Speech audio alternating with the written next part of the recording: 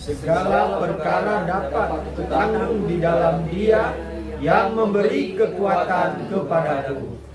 Amin. Berarti saudara, kalau firman Tuhan berkata segala perkara dapat kita tanggung, berarti saya dan saudara tidak akan lepas dari yang namanya permasalahan. Yang setuju katakan amin.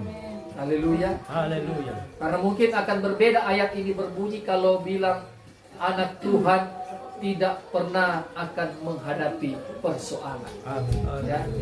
Tapi saya percaya ayat ini bisa berbunyi seperti ini karena kita sebagai anak Tuhan pun tidak luput dari yang namanya persoalan, pergumulan, permasalahan, tantangan dalam hidup.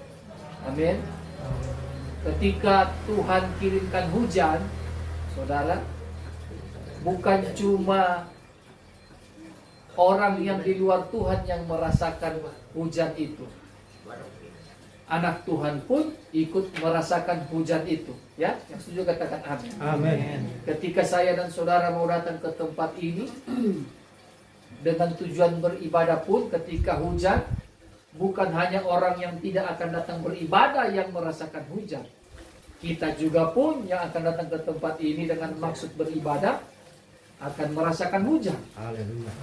Demikian kalau siang hari, ketika terik panas matahari, bukan hanya orang yang tidak kenal Tuhan yang merasakan teriknya, panasnya, sengatan matahari, sehingga ada yang mengeluh, aduh susah kerja di bawah terik matahari panas. Tetapi juga anak Tuhan pun tidak luput dari teriknya matahari tersebut. Artinya selama manusia ada di bawah kolong langit ini, kita pun sebagai orang percaya anak Tuhan tidak luput dari persoalan dan permasalahan. Haleluya. Tetapi ayat ini memberi kekuatan bagi kita semua, bahwa di tengah segala persoalan, tantangan yang boleh datang dalam kita mengiring akan Tuhan, ayat ini beri ketegasan, memberikan kekuatan bahwa di dalam segala perkara itu dapat kita menanggungnya karena kita punya Tuhan untuk tetap bersyukur. Amin. Amin. Haleluya. Tuhan beri kekuatan, kemampuan ya untuk kita tetap mengucap syukur bahkan dalam pergumulan sekarang. Amin. Sehingga kita tidak jatuh dalam persungutan ya.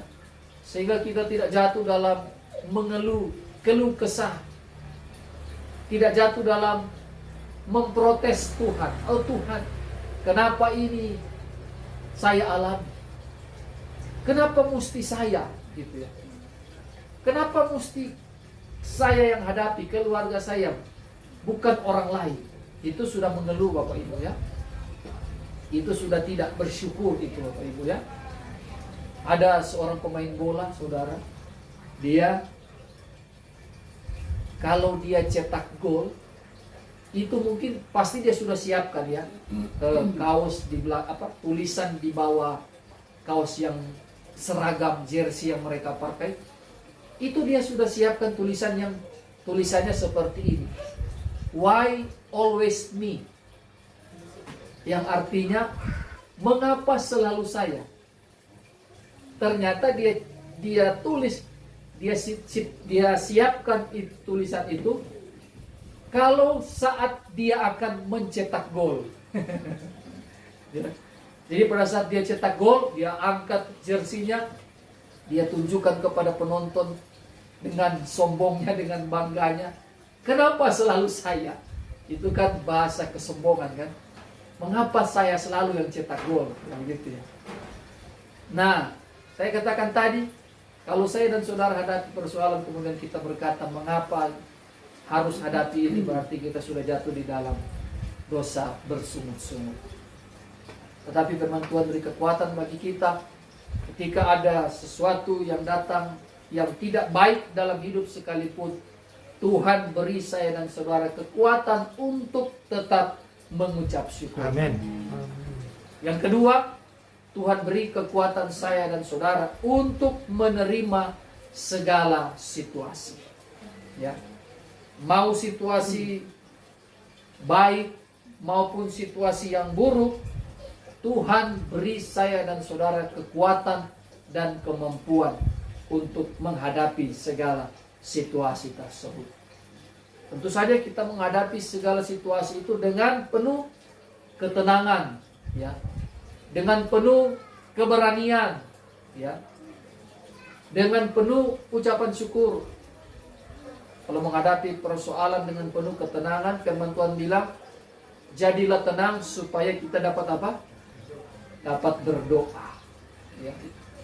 Tapi kalau menghadapi persoalan kemudian kita sudah panik, kita sudah ini itu dan lain sebagainya, kita tidak mampu menghadapi situasi itu dengan kekuatan dan keberanian.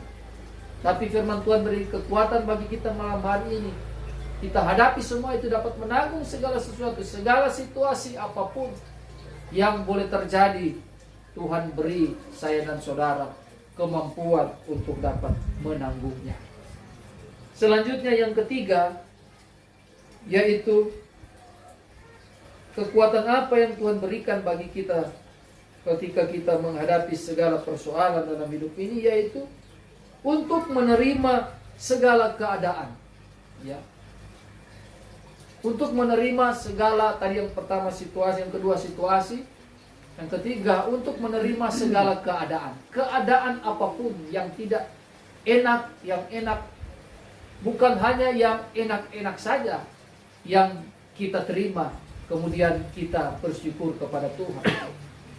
Bukan hanya yang baik-baik saja.